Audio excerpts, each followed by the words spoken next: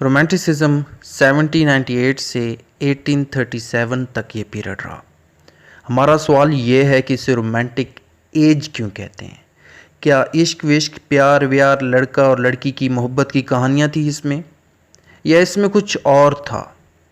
इसका जवाब ये है कि इस दौर के पोइट्स की नेचर की तरफ जो प्यार था वो बहुत ही ज़्यादा था। वो कुदरत की बनी हुई चीज़ों से मोहब्बत करने लगे और अपनी शायरी को कुदरत मीन्स नेचर में इन्फ्यूज़ करने लगे। अब दूसरा सवाल ये होना चाहिए कि क्या वजह है कि रोमांटिक एज आई। इससे पहले जितनी भी एजेस आई थी क्या उनमें खामी थी, क्या वो एजेस सही नहीं थी, और ये रोमांटिक एज क्यों आ गई, ये क्वेश्चन होना चाहिए। रोमांटिक एज आने की वजह आपको पता होना चाहिए, एज ऑफ रीज़न थी। क्यों? क्योंकि जब हर बात रीजंस पर खड़ी थी तो इस पीरियड रोमांटिक पीरियड में एक नई सोच राइटर्स में डाल दी, और वो सोच नेचर से मोहब्बत की थी।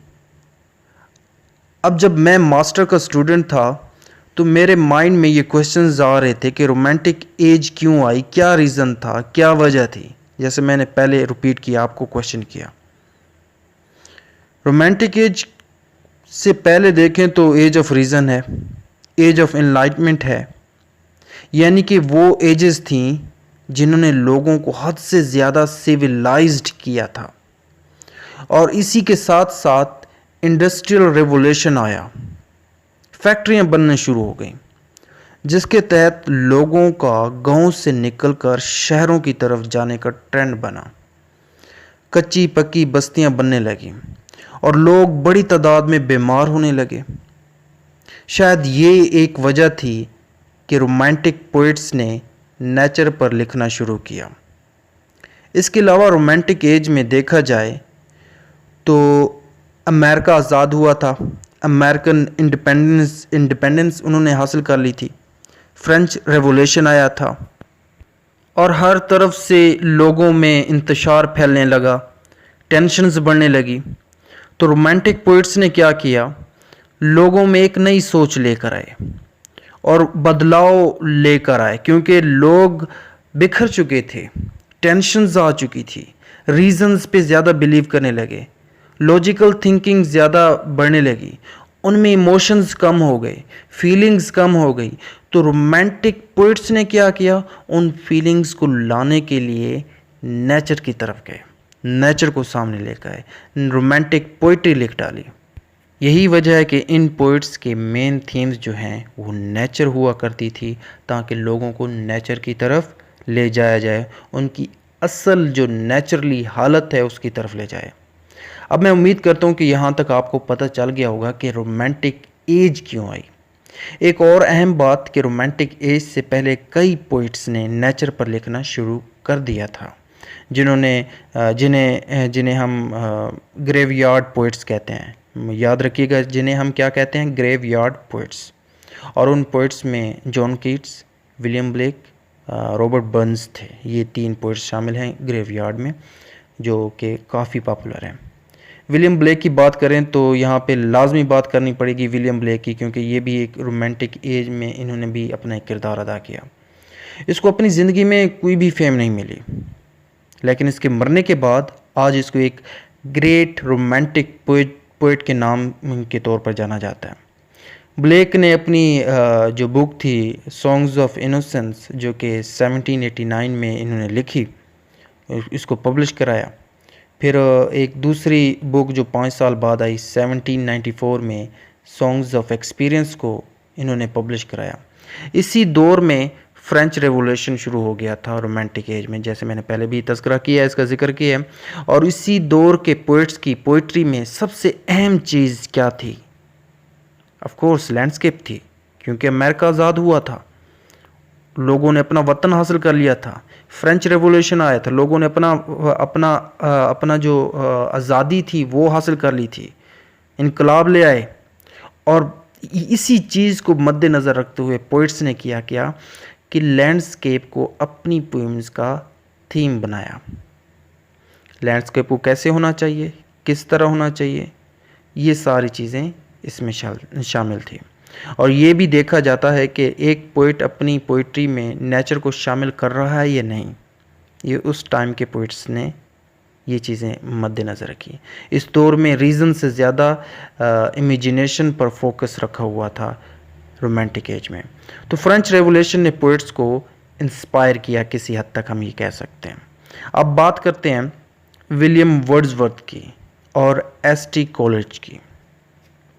जी हाँ दोस्तों, इन दोनों ने रोमांटिक इरा को एक बेहतरीन स्टार्ट दिया, क्योंकि इन्होंने मिलकर एक किताब लिखी जो कि पोइम्स की एक कलेक्शन है जिसका नाम लिरिकल बैलेड्स है, जो कि एग्जैक्टली जब रोमांटिक एज शुरू हुई थी ना 1798 से, तो ये लिरिकल बैलेड्स भी तब छपी थी तब जाके पब्लिश हुई थी।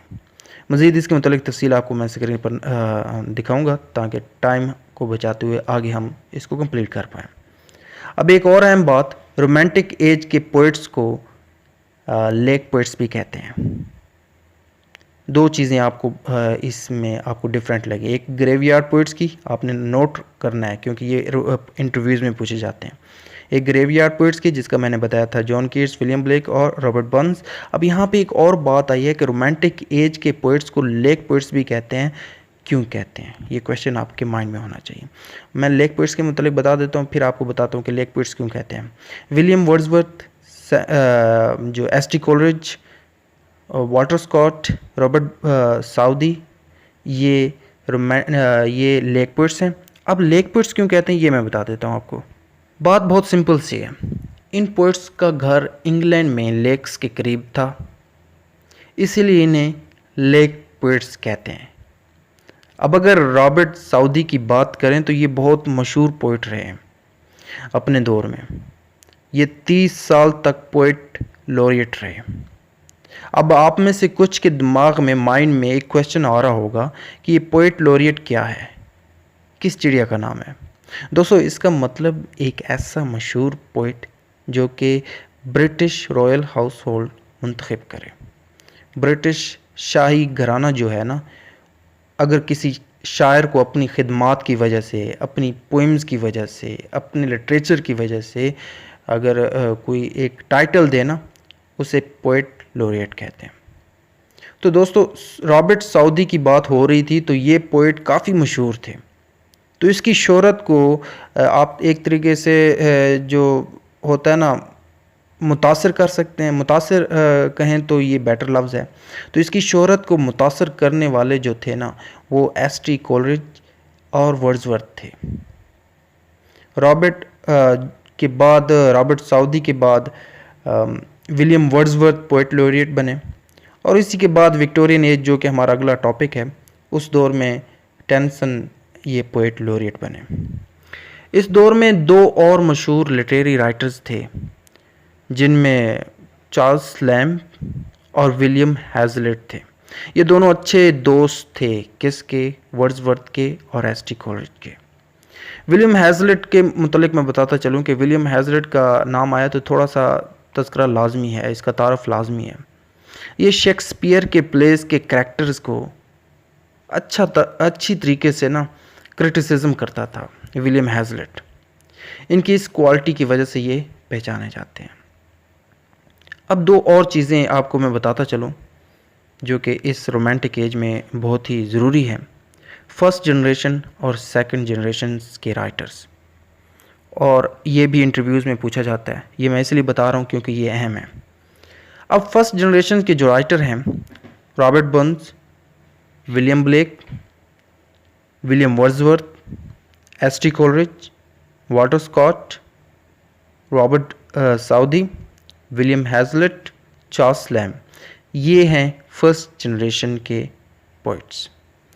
अब सेकंड जनरेशन की बात करें तो सेकंड जनरेशन में हमारे पास राइटर्स आते हैं Jane Austen, Lord Byron, P B. Shelley, John Keats और पी.बी. शैले की वाइफ मैरी शैले। ये हमारे पास सेकंड जनरेशन के राइटर्स आते हैं, पोइट्स आते हैं। सेकंड जनरेशन की बात कर रहे हैं तो इसमें एक नॉवलिस्ट नज़र आ रही होंगी जिसका नाम जेन ऑस्टन है, जिसकी बायोग्राफी मैंने ऑलरेडी पब्लिश की हुई है और इस पर आपको इसके अलावा भी आपको बहुत से बायोग्राफ़ी मिलेगी राइटर्स के मतलब, वो भी आप इस चैनल में चेक कर सकते हैं, प्लेलिस्ट में आपको मिल जाएगी। ये रोमांटिक दौर की बहुत ही इम्पोर्टेंट फिगर थी। इनके नावल्स में आयरनी भरी हुई थी। ये सोसाइटी में जो देखती, जैसे देखती वैसे ही लिख देती, मतलब रियलिटी को बयान करती। और इनके नावल्स में आपको कभी भी सुपरनैचुरलिज्म नहीं मिलेगा। मज़ीद इसकी तफसील आपको बायोग्राफी में मिल जाएगी, आप देख लेंगे। टाइम को ज़ाया ना करते हुए आते हैं 3 ग्रेट पोइट्स की तरफ, जो कि लॉर्ड बायरन, पीबी शेले और जॉन कीट्स हैं। ये पोइट्स एक तो कमाल के खूबसूरत थे, दूसरे ये इनमें खूबी थी इन तीनों में, और दूसरा इनकी कम उम्र में मौत हो जाती है।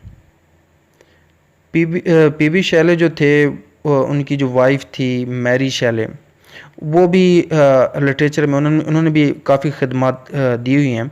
और उन्होंने एक बहुत ही खूबसूरत फ़िक्शन लिखा, गोथिक फ़िक्शन, जिसका नाम फ्रैंकनस्टाइन है, और ये भी काफ़ी पॉपुलर हुआ। और हमारा जो अगला टॉपिक होगा वो विक्टोरियन एज पर होगा। मज़ीद आप हिस्ट्री ऑफ इंग्लिश लिटरेचर के जो टॉपिक्स हैं आपको डिस्क्रिप्शन में मिल जाएंगे। बताना ना भूलिएगा कि ये टॉपिक आपको कैसे लगा। लाइक कीजिएगा अगर अच्छा लगे, और दोस्तों के साथ शेयर कीजिएगा। अगर आप न्यू हैं तो सब्सक्राइब करते हुए जाइएगा। Thank you for watching.